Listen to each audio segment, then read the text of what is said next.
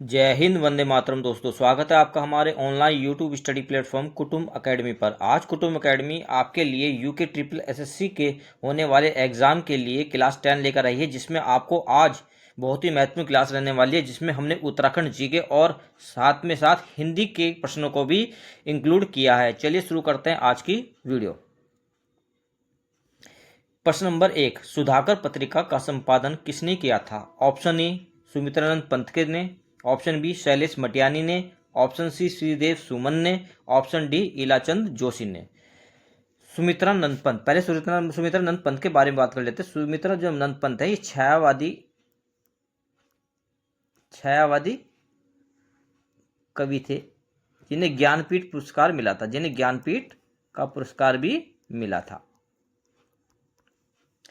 शैलेश मटियानी एक आंचलिक कथाकार थे, आंचलिक कथाकार। श्रीदेव सुमन एक क्रांतिवीर थे और लेखक भी थे। और सुधाकर पत्रिका का जो संपादन है, ये इलाचंद जोशी के द्वारा किया गया था, इसलिए आपका राइट आंसर होगा ऑप्शन डी। इलाचंद जोशी ये अल्मोड़ा से थे और इनकी अगर यदि प्रमुख रचनाओं के बारे में बात करें तो इनकी प्रमुख रचनाएं जैसे एक जिप्सम ने जिप्सी, जहाज का पंछी, इनकी प्रमुख रचनाएं हैं, इसलिए सुधाकर पत्रिका का संपादन भी इन्हीं के द्वारा ही किया गया था, इलाचंद जोशी।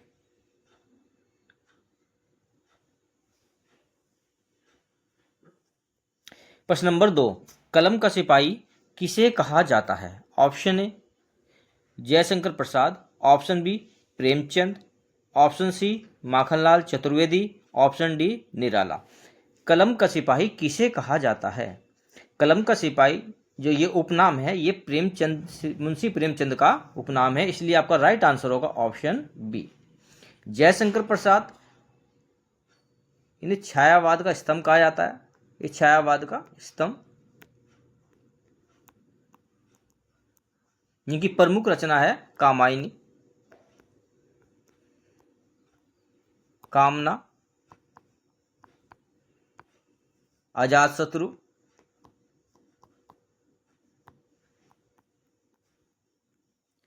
माखनलाल चतुर्वेदी की बात करें तो इनकी प्रमुख जो रचनाएं हैं,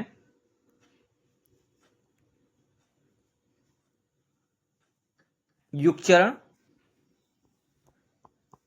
अमर राष्ट्र,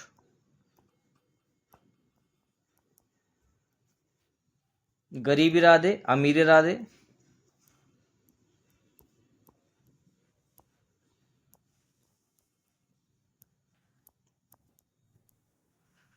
और प्रेमचंद की बात करें तो इनकी जो प्रमुख रचना है जैसे गोदान, गबन,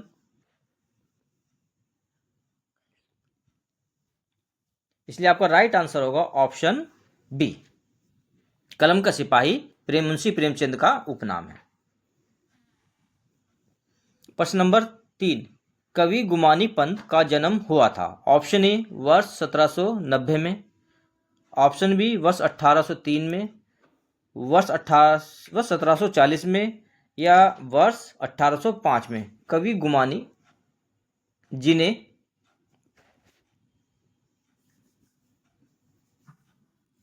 कुमाऊनी और नेपाली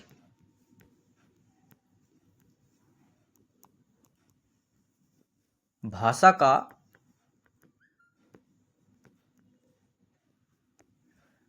प्रथम कवि माना जाता है, प्रथम कवि माना जाता है। और इनका जन्म, यदि इनके जन्म की बात करें तो इनका जन्म काशीपुर में हुआ था। और किस वर्ष हुआ था? मार्च 1790 में। और यदि इनके वास्तविक नाम की बात करें कि इनका वास्तविक नाम क्या था, इनका वास्तविक नाम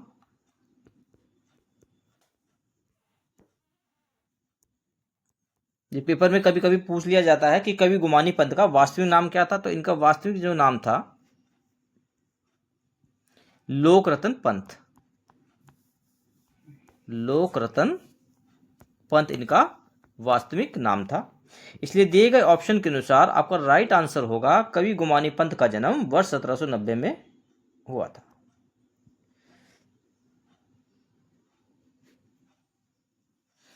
प्रश्न नंबर 4, तालेश्वर ताम्रपत्र में वर्णन मिलता है। Option A Brahmapur, option B Kartikpur, option C Tirampur या ऑप्शन डी दीपपुर।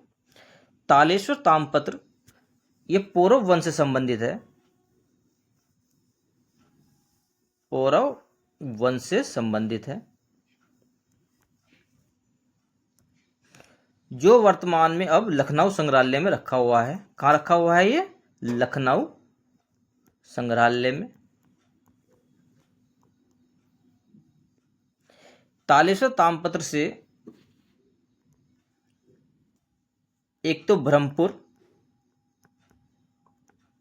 के बारे में पता चलता है, जो कि पौरव वंश की क्या थी? राजधानी थी। तालेश्वर ताम्रपत्र से ही कार्तिकेयपुर का भी पता चलता है, कार्तिकेयपुर का भी पता चलता है। ये किसकी राजधानी थी? ये कत्यूरी वंश की राजधानी थी, कत्यूरी वंश से संबंधित थी। एक पता चलता है दीपपुरी का भी, दीपपुरी का भी, और एक पता चलता है तिरुम्बपुर का भी। तिरुम्बपुर का भी इस तालेश्वर ताम्रपत्र से पता चलता है। इसलिए दिए गए ऑप्शन के अनुसार तालेश्वर ताम्रपत्र का वर्णन ब्रह्मपुर, कार्तिकपुर, तिरुम्बपुर और दीपपुर चारों में मिलता है। इसलिए दिए गए ऑप्शन के अनुसार आपका राइट आंसर होगा ऑप्शन डी, उपरोक्त सभी।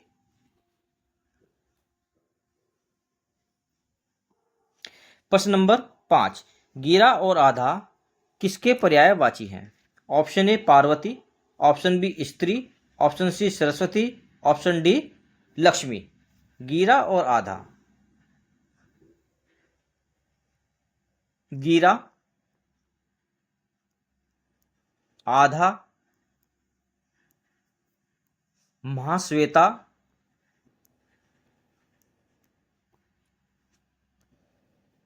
वीणा पाणी,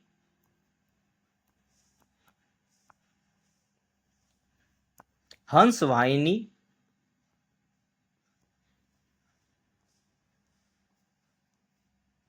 ज्ञान प्रदायिनी। ये सब जो पर्यायवाची हैं ये सरस्वती के पर्यायवाची हैं। इसलिए आपके दिए गए ऑप्शन के अनुसार आपका राइट आंसर होगा ऑप्शन सी।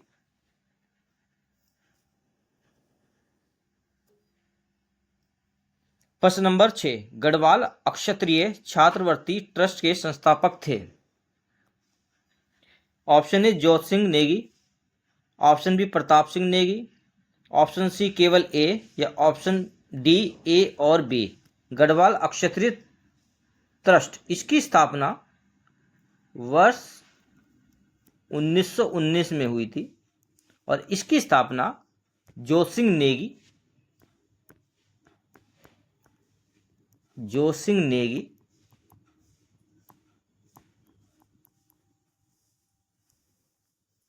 और प्रताप सिंह नेगी, प्रताप सिंह नेगी, इन दोनों के द्वारा की गई थी। इसलिए दिए गए ऑप्शन के अनुसार आपका राइट आंसर होगा ऑप्शन डी, ए और बी दोनों। गढ़वाल अक्षत्रिय छात्रवृत्ति ट्रस्ट की स्थापना जोत सिंह नेगी और प्रताप सिंह नेगी के द्वारा की गई है। एक चीज और, प्रताप सिंह नेगी, प्रताप सिंह नेगी के द्वारा एक समाचार पत्र शुरू किया गया था जिसका नाम था अक्षत्रिय समाचार पत्र। ये प्रताप सिंह नेगी के द्वारा शुरू किया गया था। प्रश्न नंबर 7, नवजीवन दो घनश्याम हमें प्रयुक्त अलंकार है। ऑप्शन ए शैलेश, ऑप्शन बी यमक, ऑप्शन सी विकृति या ऑप्शन डी अनुप्रास। नवजीवन दो घनश्याम हमें अलंकार, ये अलंकार पूछ रहा है कि निम्न में से जो नवजीवन के दो घनश्याम में किसका अलंकार है, शैलेश का है, यमक है या विकृति है, फिर अनुप्रास है। अनुप्रास अलंकार वह अलंकार होता है जिसमें वर्णों की आवृत्ति बार बार होती है। इसमें क्या होता है, वर्णों की आवृत्ति बार बार होती है, बार बार होती है। यमक अलंकार वह अलंकार होता है जिसमें एक शब्द एक से अधिक बार आए, एक से अधिक बार आए और अपना अर्थ अलग अलग दे, अपना अर्थ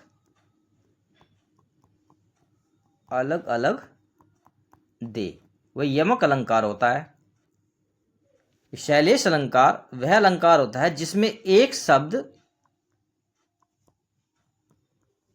एक बार ही आए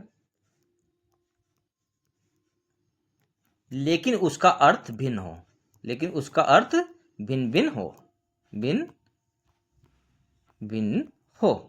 तो नवजीवन दो घनश्याम हमें ये शैलेश अलंकार है, क्योंकि घनश्याम, इसमें दो घनश्याम को हम श्री कृष्ण से भी जोड़ते हैं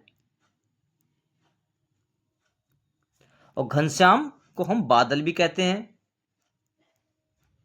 तो यहाँ पर घनश्याम का जो वर्णन है ये दो रूप में किया गया है, एक तो श्री कृष्ण के रूप में और एक बादल के रूप में। तो इसलिए दिए गए ऑप्शन के अनुसार आपका राइट आंसर होगा ऑप्शन ए, नवजीवन दो घनश्याम हमें शैलेश अलंकार है।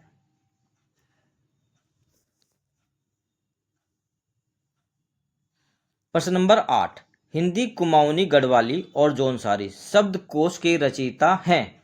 Option A Jailal Verma, option B Shekhar Pathak, option C Ganesh Devi या ऑप्शन डी भारती पांडे। हिंदी कुमाऊनी गढ़वाली और जौनसारी जो शब्दकोश के रचयिता हैं ये भारती पांडे हैं, इसलिए दिए गए ऑप्शन अनुसार आपका राइट आंसर होगा ऑप्शन डी। ये क्वेश्चन आपका बहुत ही वेरी वेरी इंपॉर्टेंट है, जो पेपर में आने के लिए पूरे का पूरा संभावित है। प्रश्न नंबर 9, रचना के आधार पर क्रिया के भेद हैं। Option A 6, option B 4, option C 5, option C 7।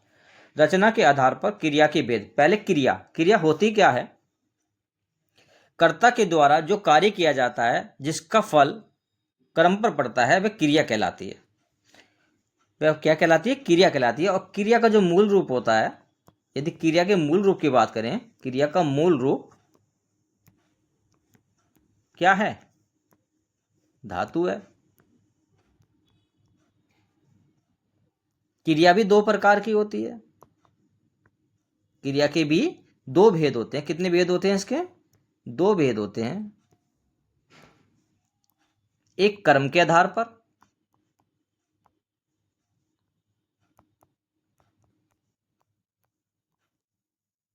और एक रचना के आधार पर।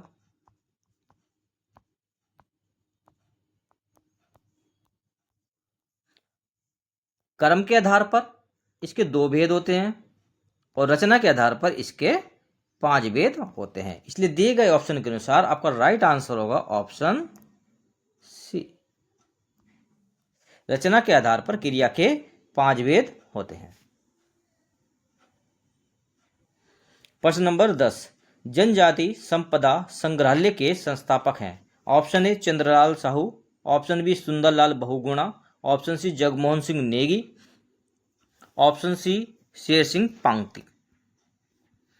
जनजाति संपदा संग्रहालय ये आपके मुंशियारी में है। कहां पर है, मुंशियारी में। मुंशियारी किस जिले में पड़ता है, ये पिथौरागढ़ में पड़ता है। और इसकी जो स्थापना की थी शेर सिंह पांगती के द्वारा की गई थी, इसलिए आपका सही आंसर होगा आपका ऑप्शन डी।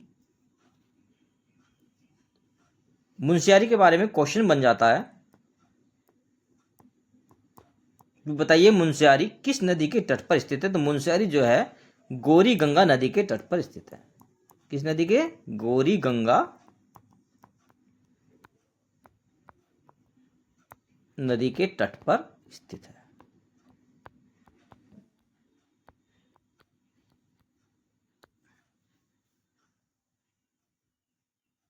प्रश्न नंबर 11, सबज बाग दिखाना मुहावरे का अर्थ है। ऑप्शन ए कल्पनाओं में डूबना, ऑप्शन बी डर कर भाग जाना, ऑप्शन सी लालच देना, या ऑप्शन डी छोटी सी बात को बढ़ा देना। छोटी सी बात को बढ़ा देने का मतलब होता है किसी बात का बदंगड़ बना देना। डर कर भाग जाना मतलब दूम दबाकर भाग जाना। कल्पनाओं में डूबना मतलब हमेशा कोई भी व्यक्ति कल्पनाओं में डूबा रहता है, यानी वो सोचता है कि आज मैं ये कर लूंगा, आज मैं वो कर लूंगा, तो कल्पना डूबना होता है। जब सबज बाग दिखाना, इसका जो सही अर्थ होता है लालच देना। क्या? लालच देना। इसका सही अर्थ होता है लालच देना। लालच देने का अर्थ मतलब होता है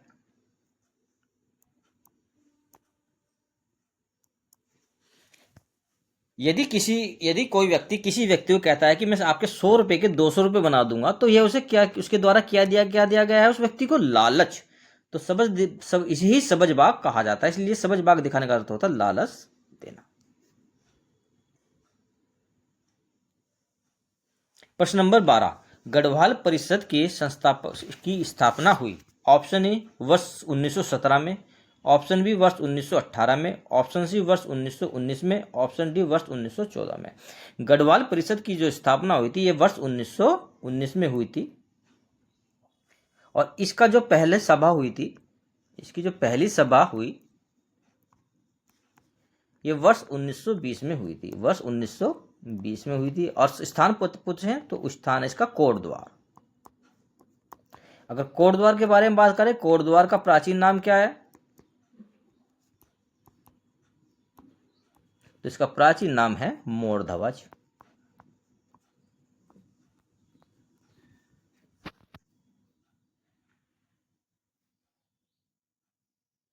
प्रश्न नंबर 13, हिंदी का पहला समाचार पत्र उदंत मार्तंड प्रकाशित हुआ। Option A Lucknow, option B Allahabad, option C Kanpur, option C Kolkata. Hindi का पहला समाचार पत्र जो उदंत मार्तंड है,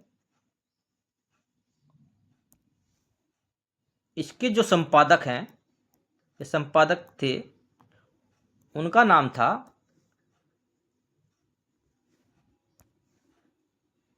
पंडित जुगल किशोर। पंडित जुगल किशोर।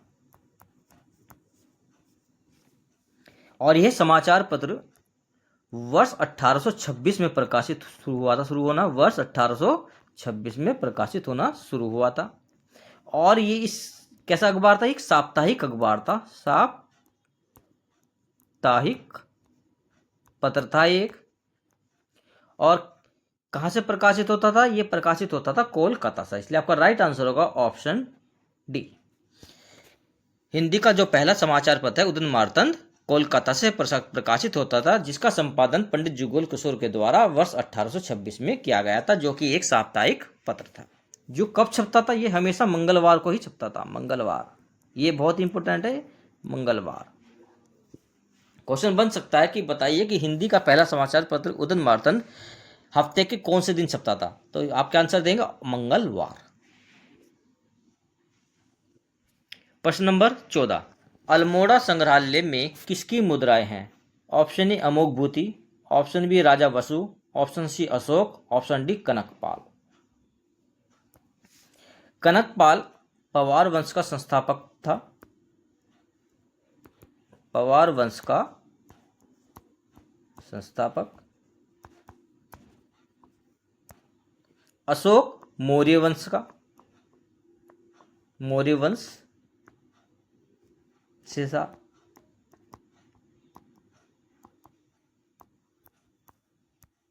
अमोघ भूति कुणिद वंश का सबसे प्रतापिक शासक था। कुणिद वंश जिसने उत्तराखंड पर शासन किया। और अल्मोड़ा संग्रहालय में जो मुद्राएं रखी हैं वो राजा वसु की रखी हुई है। प्रश्न नंबर 15, कुश जमा आसन में संधि है। ऑप्शन ए यण संधि, ऑप्शन बी दीर्घ संधि, ऑप्शन सी गुण संधि या ऑप्शन डी वृद्धि संधि। कुश जमा आसन, चलिए करते हैं इसको। कुश जमा आसन यानी जब कुश यानी ए और प्लस आसन यानी आ, जब ए और आ का जो मेल होता है तो क्या बनता है, कुशासन यानी बड़ा आ बन जाता है। यानी इसका क्या बनेगा, कुशासन। और कुशासन जब किसी संधि में बड़ा आ, बड़ी ई या बड़ा ओ आए तो वो कौन सी संधि होती है, तो वो संधि होती है दीर्घ संधि।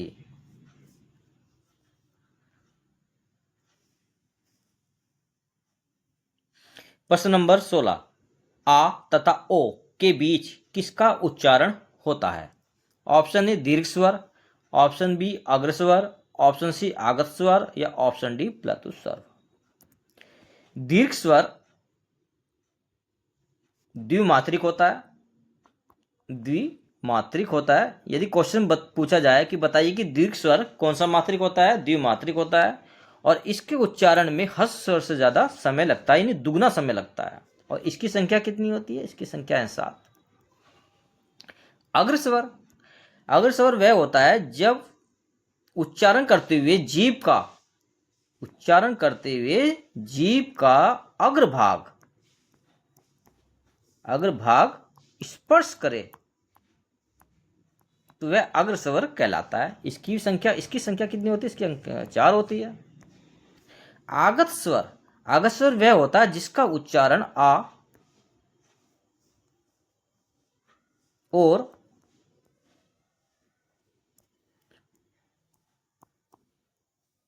ओ के बीच होता है, ओ के बीच होता है। इसलिए दिए गए ऑप्शन के अनुसार आपका राइट आंसर होगा ऑप्शन सी। अब प्लतु स्वर के बारे में बात कर लेते हैं। प्लतु स्वर जो होता है इसे पवित्र स्वर भी कहते हैं। क्या कहते हैं, इसे पवित्र स्वर भी कहते हैं। और इसका जो ज्यादातर उच्चारण होता है ये चिंतन मनन के लिए होता है, चिंतन मनन के लिए इसका उच्चारण किया जाता है। जैसे एग्जाम्पल आप ले लो, ओम, आनम, या किसी को दूर से बुलाने के लिए भी प्लतु स्वर का ही यूज होता है। प्रश्न नंबर 17, शारदीय बिखोती मेला कहाँ आयोजित होता है। Option A Dwarahat, option B Nandkesari, option C Jageshwar, option D Kulsari. शारदीय बिखोती मेला कहाँ आयोजित होता है। शारदीय बिखोती मेला है ये विभांडेश्वर मंदिर में लगता है, विभांडेश्वर मंदिर में लगता है। और कब लगता है, ये मकर संक्रांति वाले दिन लगता है, मकर संक्रांति वाले दिन लगता है। और विभांडेश्वर मंदिर है कहाँ, ये अल्मोड़ा, अल्मोड़ा के द्वारहाट में है। तो इसलिए दिए गए ऑप्शन के अनुसार आपका राइट आंसर होगा ऑप्शन ए। नंदकेसरी और कुलसारी ये जो दोनों हैं स्थान है ये चमोली में है और ये नंद राज जात यात्रा के पड़ाव हैं। नंद राज जात यात्रा के मुख्य पड़ाव है।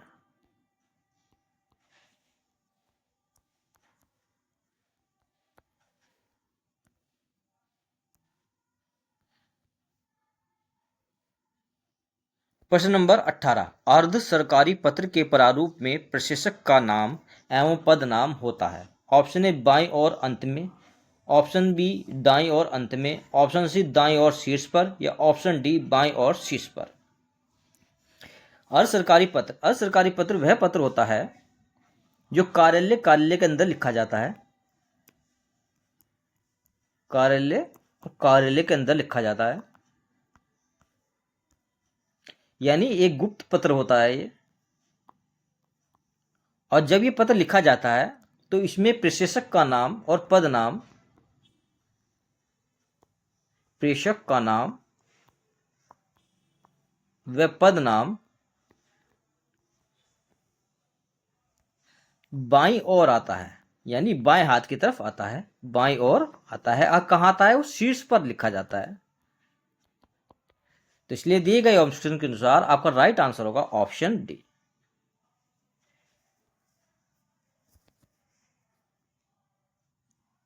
प्रश्न नंबर 19, आपदा प्रबंधन मंत्रालय का गठन उत्तराखंड राज्य में हुआ।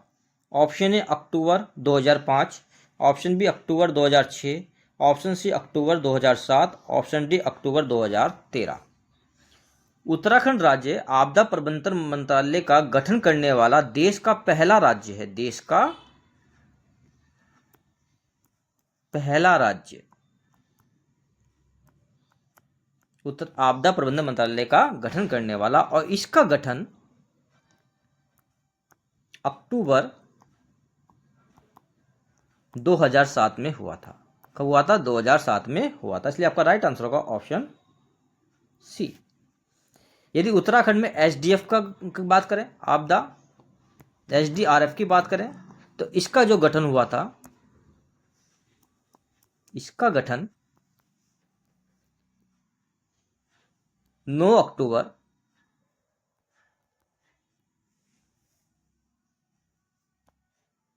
2013 में हुआ था। तो दिए गए प्रश्न के अनुसार आपदा प्रबंधन मंत्रालय का गठन उत्तराखंड राज्य में अक्टूबर 2007 में हुआ था। प्रश्न नंबर 20, वर्तनी की दृष्टि से शुद्ध शब्द है। ऑप्शन ए उज्जवल, ऑप्शन बी ये भी उज्जवल, ऑप्शन सी उज्जवल, और या ऑप्शन डी उज्जवल। वर्तनी की दृष्टि से जो शुभ शब्द है उज्जवल को किस तरह लिखा जाता है? उज्जवल का जो सही शब्द होगा, उज्जवल को हमेशा उ, फिर आधा जय, फिर आधा जय, और फिर व, और फिर एल, यानी ल, इस तरह से लिखा जाता है। तो दिए गए ऑप्शन के अनुसार आपका राइट आंसर होगा ऑप्शन डी। ये इसका सही शुद्ध वर्तनी रूप है। गढ़वाल राइफल्स का युद्ध से संबंधित जय घोष है। ऑप्शन ए जय कालिका देवी, ऑप्शन बी दादा किशन की जय, ऑप्शन सी जय केदारनाथ, ऑप्शन डी जय बद्री विशाल। जय कालिका देवी और जय दादा किशन की जय, ये कुमाऊं रेजिमेंट का, कुमाऊं रेजिमेंट का युद्ध घोष है।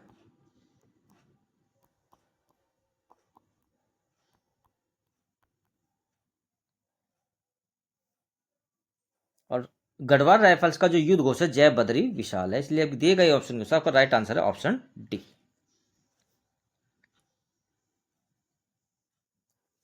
प्रश्न नंबर 22, शिरीष के फूल किसकी रचना है?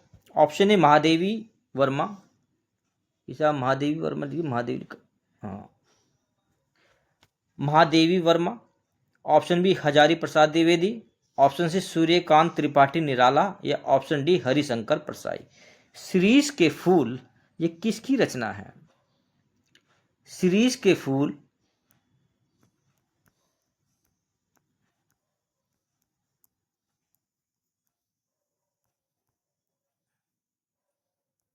आलोक पर्व,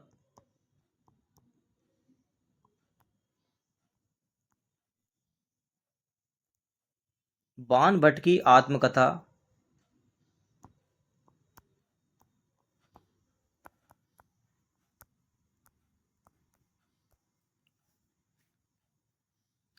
सूरदास, कुटुज, ये जो सब प्रमुख रचनाएं हैं ये हजारी प्रसाद द्विवेदी जी की हैं। इसलिए राइट आंसर होगा आपका ऑप्शन बी।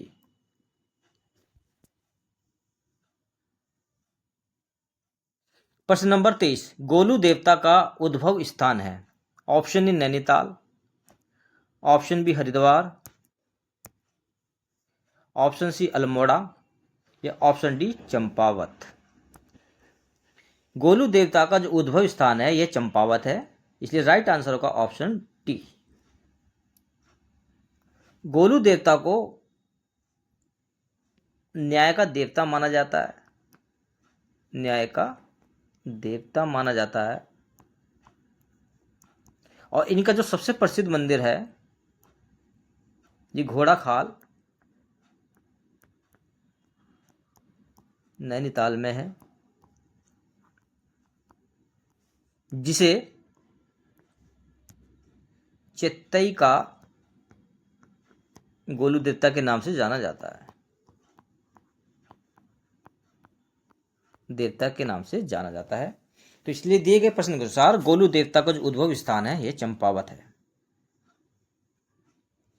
प्रश्न नंबर 24, जो बिना किसी अन्य वर्ण का आधार लिए नहीं बोले जा सकते हैं वे क्या होते हैं? सघोष, अल्पप्राण, अयोगवाह या इनमें से कोई नहीं। जो बिना किसी अन्य वर्ण के आधार लिए बिना नहीं बोले जा सकते हैं वे अयोगवाह कहलाते हैं, अयोगवाह कहलाते हैं। इसलिए आपका राइट आंसर है ऑप्शन सी।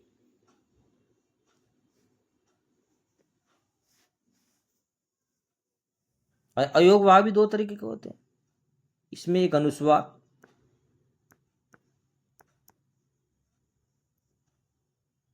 और एक विसर्ग। अनुस्वार वो होता है जिसके ऊपर एक ही हल्की सी बिंदी लगी रहती है और विसर्ग का चिन्ह ये होता है।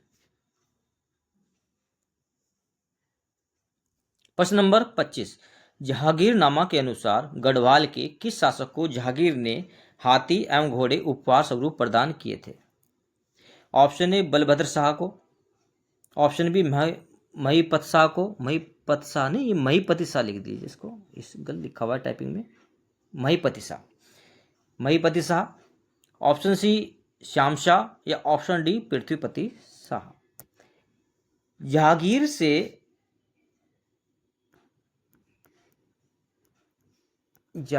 से उत्तराखंड के शासक थे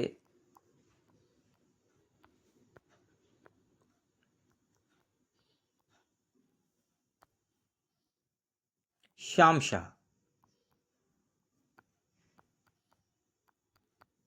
जो जहांगीर से मिलने के लिए इस यहाँ आगरा गए थे, आगरा में मिले थे इनसे,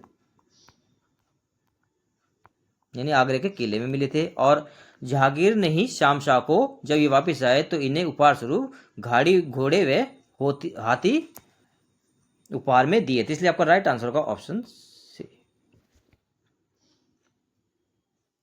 प्रश्न नंबर 26, बेटों वाली विधवा किसके द्वारा लिखी गई एक लघु कथा है? Option A Mahadevi Verma, option B Jaishankar Prasad, option C Makhanlal Chaturvedi या ऑप्शन डी गोरापंत शिवानी। बेटों वाली विधवा किसके द्वारा लिखी गई? बेटों वाली जो विधवा ये एक लघु कथा है और ये लिखी गई है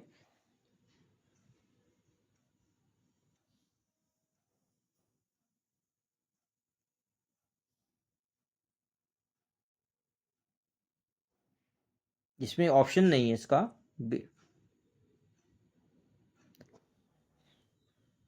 बेटों वाली जो विधवा विधवा है ये लिखी गई है मुंशी प्रेमचंद के द्वारा, मुंशी प्रेमचंद के द्वारा। नहीं सॉरी, हाँ, मुंशी प्रेमचंद के द्वारा रखी गई है। तो इसमें ये ऑप्शन आपके गलत दे रखे हैं, ये भी नहीं है, ये भी नहीं है, ये भी नहीं है और ये भी नहीं है। तो आपका राइट आंसर होगा मुंशी प्रेमचंद। मुंशी प्रेमचंद के द्वारा ही बेटों वाली विधवा एक लघु कथा है जो लिखी गई है। अब मुंशी प्रेमचंद के द्वारा और भी लिखी गई है, मैंने आपको बताया, जैसे मंगलसूत्र,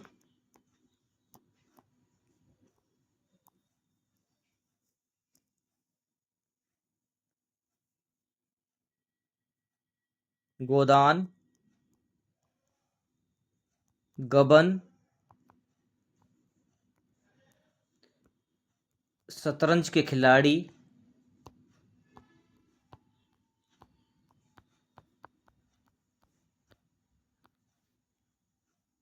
ईदगाह,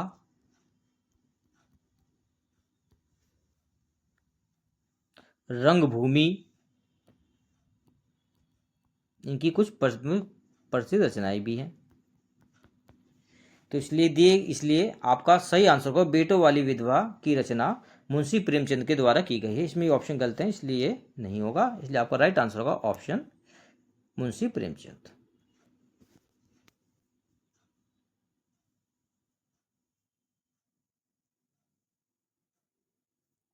प्रश्न नंबर 27, चनौदा में गांधी आश्रम की स्थापना की। ऑप्शन ए हरगोविंद पंत ने, ऑप्शन बी चिरंजीवी लाल ने, या ऑप्शन सी शांतिलाल त्रिवेदी के द्वारा, या ऑप्शन डी भवानी सिंह के द्वारा। चनौदा में जो गांधी आश्रम की स्थापना की थी ये शांतिलाल त्रिवेदी के द्वारा की गई थी। राइट आंसर आपका ऑप्शन सी। प्रश्न नंबर 28, उत्पत्ति के आधार पर शब्दों के भेद हैं। ऑप्शन ए संज्ञा सर्वनाम विशेषण या क्रिया, तत्सम तद्भव देशज विदेशज, रूढ़ यौगिक विकारी अभिकारी, ऑप्शन डी पर्यायवाची विलोम अनेकार्थी और एकार्थी। शब्दों के भेद, पर्यायवाची विलोम और अनेकार्थी एकार्थी शब्दों के भेद अर्थ के आधार पर होते हैं। अर्थ के आधार पर।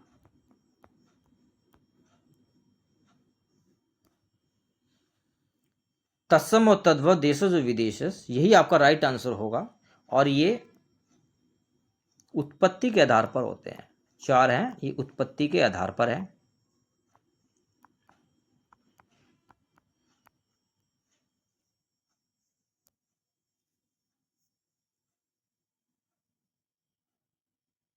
प्रश्न नंबर 29, उत्तराखंड में शिवालिक श्रेणियों के दक्षिण में स्थित भ्रंश रेखा को कहा जाता है। ऑप्शन ए हिमालय पार भ्रंश, ऑप्शन बी मुख्य मध्य भ्रंश, ऑप्शन सी मुख्य सीमा भ्रंश, ऑप्शन डी हिमालयी अग्र भ्रंश। उत्तराखंड में जो शिवालिक श्रेणियों के दक्षिण में स्थित भ्रंश रेखाएं हैं उन्हें हिमालय अग्र भ्रंश रेखा कहा जाता है। इसलिए आपका राइट आंसर होगा ऑप्शन डी। प्रश्न नंबर 30, लिपि का अर्थ है। ऑप्शन ए वर्ण लिखने की कला, ऑप्शन बी ध्वनि चिन्हों का लिखित रूप, ऑप्शन सी भाषा का अर्थपूर्ण रूप, या ऑप्शन डी वर्णमाला का लिखित रूप। लिपि का जो अर्थ होता है ये ध्वनि चिन्हों का लिखित रूप होता है। ध्वनि चिन्हों का लिखित होता है। जब हम किसी चीज को बोलते हैं तो उसको हम लिखते भी हैं चिन्हों के द्वारा। तो इसलिए आपका राइट आंसर होगा ऑप्शन बी। ये थे हमारे आज के टॉप 30 क्वेश्चन, जिसमें हमने आपको उत्तराखंड के जीके और हिंदी के क्वेश्चनों के समायोजित कर बताया गया है, जो कि आपके पेपर में आने के लिए पूरे के पूरा संभावित हैं। ऐसी ही और वीडियो पाने के लिए आप हमारे चैनल को सब्सक्राइब करें, लाइक करें और ज़्यादा से ज़्यादा शेयर करें। जब तक के लिए जय हिंद, जय भारत, धन्यवाद।